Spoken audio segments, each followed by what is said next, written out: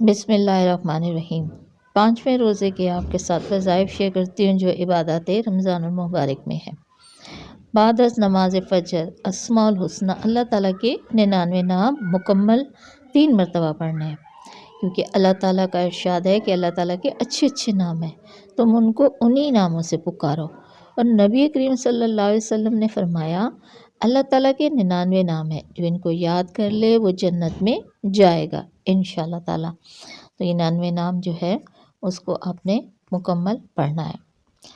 پھر نماز ظہر کے بعد دعائے کرب جو پہلے بھی ایک دفعہ شیئر کیا آپ کے ساتھ کہ اللہ اللہ ربی لا اشرک بہ شیئا 17 مرتبہ پڑھنا ہے۔